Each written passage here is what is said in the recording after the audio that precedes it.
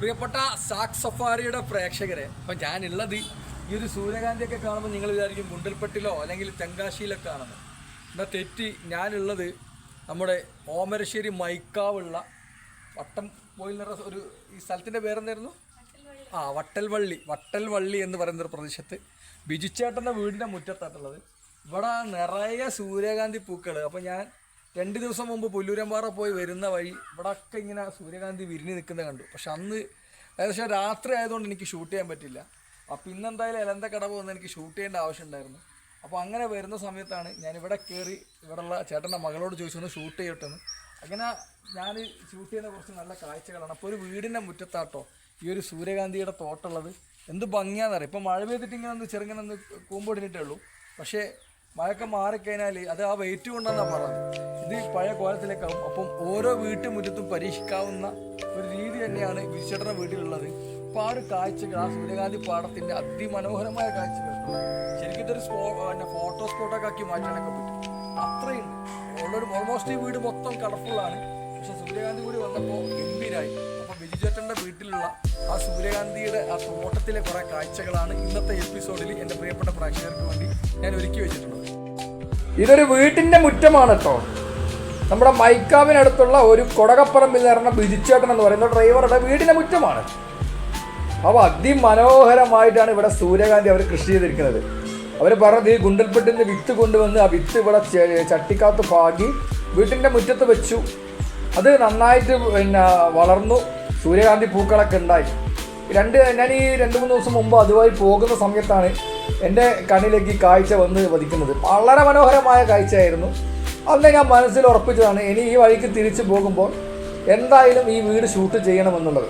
പക്ഷേ എനിക്ക് correct location അറിയില്ലായിരുന്നു. അങ്ങനെ ലൊക്കേഷനൊക്കെ നമ്മൾ തേടി പിടിച്ചു. ആ വീട്ടിൽ പോയി കൊടകപ്പറമ്പിൽ ബിജു എന്ന് പറയുന്ന ചേട്ടൻ്റെ വീടാണ് മൈക്കാവ്.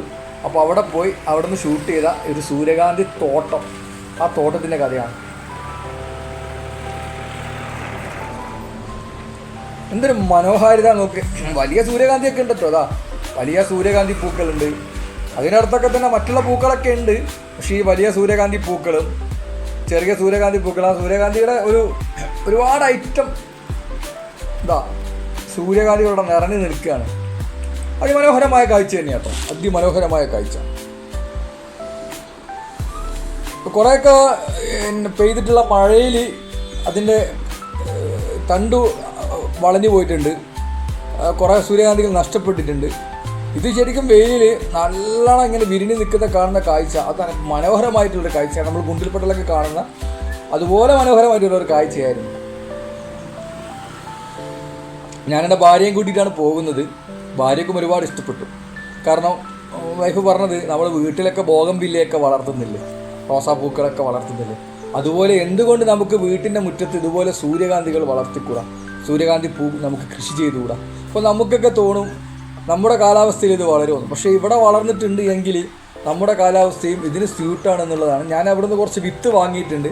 ഇതുപോലെ ചട്ടിയിലൊക്കെ കുഴിച്ചിട്ട് വീട്ടിലും ചെറിയൊരു സൂര്യകാന്തി തോട്ടം ഉണ്ടാക്കാൻ പറ്റുമെന്നുള്ള ശ്രമം നടത്തണം. കാരണം ബിജുച്ചേട്ടൻ ഗുണ്ടൽപ്പെടുന്ന വിത്ത് വാങ്ങിയിട്ടാണ് വീട്ടിൻ്റെ മുറ്റത്ത് ഇങ്ങനെ ഒരു സൂര്യകാന്തി തോട്ടം ഉണ്ടാക്കിയത്. ഇനി ബിജുച്ചേട്ടൻ ഇന്ന് വിത്ത് വാങ്ങി ഞാൻ എൻ്റെ വീട്ടിൻ്റെ മുറ്റത്ത് കൊണ്ടുപോയി നട്ട് നോക്കട്ടെ.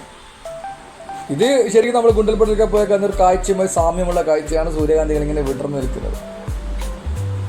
ഇത് മൂപ്പര് കൃഷിയൊന്നുമല്ല കേട്ടോ. മൂപ്പരൊരു ഹോബിയായിട്ട് തുടങ്ങിയതാണ്. ഒരുപാട് ആളുകൾ വരുന്നുണ്ട്, അവർക്ക് വിത്തെല്ലാം കൊടുക്കുന്നുണ്ടെന്നാണ് പറഞ്ഞത്. അങ്ങനെ വിത്ത് കൊടുക്കാനുള്ളൊരു വലിയ മനസ്സുണ്ടല്ലോ, ആ മനസ്സിന് എന്തായാലും ബിഗ് സല്യൂട്ട്.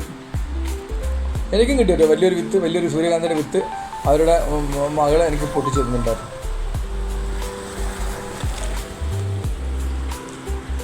അപ്പോൾ രാവിലെ എണീറ്റ് നമ്മൾ വീട്ടിൻ്റെ ഉമ്മറത്തേക്ക് വന്ന് നോക്കുന്ന കാഴ്ച എന്ന് പറയുന്നത് വിരിഞ്ഞ് പുഞ്ചിരിച്ച് നിൽക്കുന്ന സൂര്യകാന്തികളെന്ന്.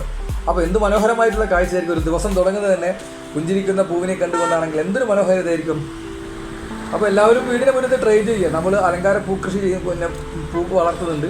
അതിൻ്റെ കൂടെ തന്നെ നമ്മൾ സൂര്യകാന്തി വളർത്തിയ രണ്ടുണ്ട് ലാഭം. നമുക്ക് അലങ്കാരവും കിട്ടും, ആദായവും കിട്ടും. കാരണം സൂര്യകാന്തിയുടെ വിത്തിനൊക്കെ നല്ല വിലയുള്ള സമയമാണ്. നമ്മൾ ഗുണ്ടൽപ്പെട്ടിലേക്ക് ഈ കൃഷി കണ്ടിട്ടുള്ളൂ, തെങ്കാശി ഭാഗത്തൊക്കെ ഈ കൃഷി കണ്ടിട്ടുള്ളൂ. നമുക്ക് നമ്മുടെ നാട്ടിലും വളർത്താൻ പറ്റുന്ന ഒരു കൃഷി രീതി തന്നെയാണ് ഈ ഒരു സൂര്യകാന്തിയുടെ കൃഷി എന്നാണ് ഞാൻ മനസ്സിലാക്കുന്നത്. അതിമനോഹരമായ കാഴ്ച കേട്ടോ, ഒന്നും പറയാനില്ല. വല്ലാണ്ട് ഇഷ്ടപ്പെട്ടു. വീട്ടുകാർക്ക് നമുക്ക് വേറെ ഐഡിയയും കിട്ടിയിട്ടുണ്ട്. ഇവിടെ ഒരു ഫോട്ടോഷൂട്ടിനുള്ള സ്പേസ് ഉണ്ടാക്കുക. കാരണം ഈ ഒരു റൂട്ട് എന്ന് പറയുന്നത് തുഷാരഗിരിക്ക് പോകുന്ന റൂട്ടാണ്. കക്കാടംപൊയിലേക്ക് പോകാം, പൂവാറന്തോട്ടിലേക്ക് പോകാം, അങ്ങനെ ടൂറിസം ഡെസ്റ്റിനേഷനാണിത്. കാപ്പാട് തുഷാരഗിരി റോഡിനൊക്കെ ഭാഗമായിട്ട് വരുന്ന ഒരു ടൂറിസ്റ്റ് ഡെസ്റ്റിനേഷനാണിത്. അപ്പോൾ ശരിക്കും ഇതുവഴി പോകുന്ന സഞ്ചാരികളൊക്കെ ഇങ്ങോട്ട് നോക്കുന്നുണ്ട്. ചില ആളുകൾ പുറത്ത് റോഡിൻ്റെ സൈഡിലുള്ള ആ ഒരു സൂര്യകാന്തി കുറച്ച് പൂക്കളുണ്ട്, അവിടെ നിന്ന് ഫോട്ടോ ഒക്കെ എടുക്കുന്ന കണ്ടിട്ടുണ്ട്. അപ്പോൾ അവർക്ക് വന്ന് ഫോട്ടോ എടുത്ത് 25-50 രൂപ മേടിച്ചാലും ഒരു വരുമാനം കൂടിയായി വിജിച്ചേട്ടന്. പക്ഷെ പുള്ളി അതൊന്നും ചെയ്യില്ല കേട്ടോ. പുള്ളി വളരെ ഫ്രണ്ട്ലി ആയിട്ടാണ്. ആ ഫാമിലിയിൽ നമ്മൾ പോയി ഈ ഷൂട്ട് ചെയ്യുന്ന സമയത്ത് അറിയാം, വളരെ ഫ്രണ്ട്ലി ആയിട്ടാണ്. കാരണം എന്താ, ചെടിച്ചട്ടിക്കകത്താണ് ഈ സൂര്യകാന്തികളൊക്കെ വെച്ചേക്കുന്നത്. ചെടിച്ചട്ടി മണ്ണിലല്ല, കാരണം ഇവിടെ ഇൻ്റർലോക്ക് ചെയ്തുകൊണ്ട് ചെടിച്ചട്ടിക്കകത്താണ് ഈ സൂര്യകാന്തികളൊക്കെ വെച്ചേക്കുന്നത്.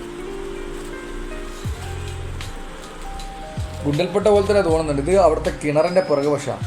അവിടുത്തെ ഒരു സൈഡ് കിണറിൻ്റെ പുറകുവശത്തും കുറേ സൂര്യകാന്തികൾ ഉണ്ട്. അപ്പോൾ ശരിക്കും ഇതൊക്കെ എടുത്ത് അതിൻ്റെ വിത്തൊക്കെ എടുത്ത് നമ്മൾ സെയിൽ ചെയ്യാൻ വെച്ചാൽ നല്ലൊരു പൈസ ഉണ്ടാക്കാം. അപ്പോൾ എല്ലാവർക്കും വീട്ടിലൊക്കെ ചെയ്യാൻ പറ്റുന്നൊരു കൃഷി രീതി തന്നെ. നമ്മൾ ടെറസിലൊക്കെ ഇത് ചെയ്യാം. ഏറ്റവും ടെറസിൻ്റെ മട്ടുപ്പാവിൽ ഇതുപോലെ തന്നെ ചട്ടികൾ വെച്ച് സൂര്യകാന്തി ചെയ്തിട്ടുണ്ടെങ്കിൽ അതിമനോഹരമായിരിക്കും. പൈസ ഉണ്ടാക്കാം, നല്ല രസമുള്ള കാഴ്ചയായിരിക്കും.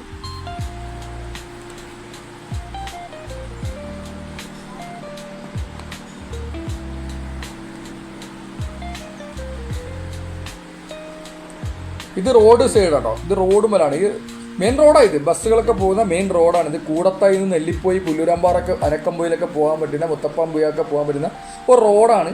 ആ റോഡിൻ്റെ സൈഡിലാണ് ഈ കൊടകപ്പറമ്പിൽ നടന്ന ബിജുചേട്ടൻ്റെ വീടുള്ളത്. പട്ടാൽപ്പള്ളി, ബൈക്കാവ് പട്ടാൽപ്പള്ളി. ഇതാ റോഡാണ് കേട്ടോ. ഇനി നമുക്ക് ആ വീട് കാണാം. കണ്ടോ, സൂര്യകാന്തി ചെടികളൊക്കെ ഇങ്ങനെ പൂക്കളൊക്കെ വിരിഞ്ഞ് നിൽക്കുന്ന ആ വീട്, ഇൻ്റർലോക്കൊക്കെ കാണുന്ന ആ വീട് തന്നെ എന്തൊരു ഭംഗിയല്ലേ. അപ്പോൾ എന്തായാലും ഞങ്ങൾ അവിടെ പോയി വ്ളോഗ് ചെയ്തിട്ട് ചോദിച്ചു, ചെയ്തോന്ന് പറഞ്ഞു. കാരണം ഞങ്ങൾക്കൊപ്പം നിന്ന് വ്ളോഗ് ചെയ്യാൻ എല്ലാ സഹായം ചെയ്തത് ആ ഫാമിലിനോട് വലിയ താങ്ക്സ്. അതുപോലെ ഞങ്ങളെ വളർത്തുന്ന പ്രിയപ്പെട്ട വ്യൂവേഴ്സിനോടും വലിയ